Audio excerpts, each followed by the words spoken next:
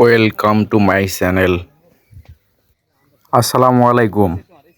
চলে আসলাম বাড়িপুর ও আম্রপালি আমবাগানে আপনাদেরকে বাগান দেখাতে।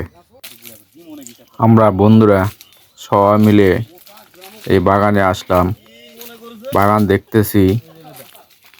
এই আমের থোকাটা দেখুন কত সুন্দর আম হয়েছে। এগুলা আরও অনেক বড় হবে, এই আমগুলো আরও অনেক বড় হয়। এগুলো হচ্ছে আম্রপালি আম। আমের কালারগুলো দেখুন কত সুন্দর, অনেক সুন্দর আম। আমাদের সাপাড়ার আম অনেক খেতে মিষ্টি, সুস্বাদু আম। এই বাগানটি আমার এক মামার বাগান, অনেক বড় বাগান, প্রায় এখানে 10 বিঘার মতো বাগান, অনেক বড় আম্রপালি বাগান। আর এই হচ্ছে আমার মামা।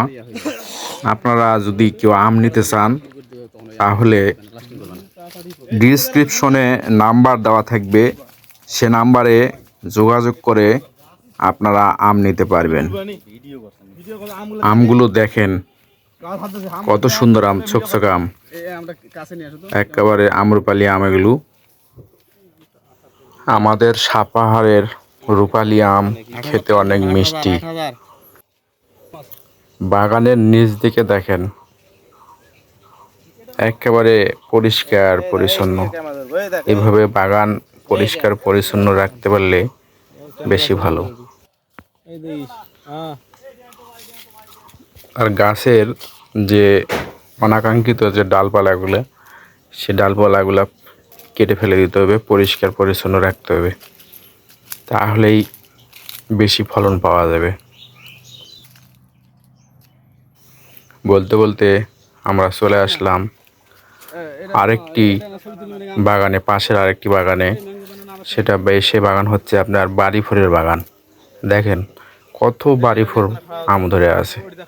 বাড়িফুলের ফলনটা একটু বেশি এবারকার আপনার সাপাহারে। এই বাড়িফুলের ফলনটা একটু বেশি।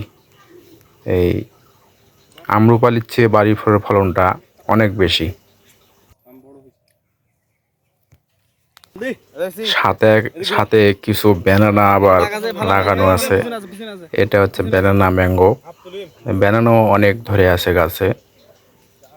আপনার দেখেন মাটিতে ঠেকে গেছে আম, দেখেন, দেখছেন? কিছু কিছু গাছে কুশি দিয়ে গেছে।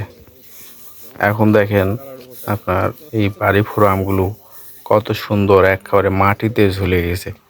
যেভাবে আপনাদের বিদেশে যেভাবে আপেল, কমলা, লিচু এগুলো মাটিতে ঝুলে যায়, সেভাবে আমাদের বাংলাদেশের এই নওগাঁ সাপাহারে আমগুলো এভাবে মাটিতে ঝুলে গেছে। একেবারে মাটি থেকে ছোটো বাচ্চারাও আম খেতে পারবে পাকলে।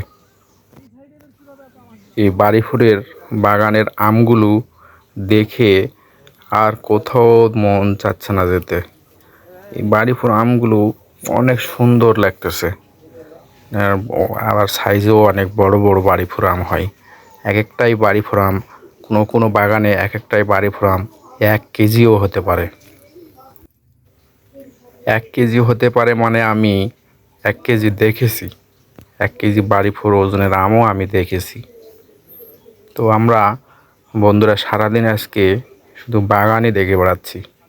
এই বিকালে আমরা আসলাম, সকালেও দেখছি, এই বিকালে শুধু আমের এই কোয়ালিটি দেখতেছি, কেমন আম, কোন বাগানে কত আম। দেখুন শুধু বাড়িফুলের বাগান, অনেক বড় বাগান বাড়িফুলের।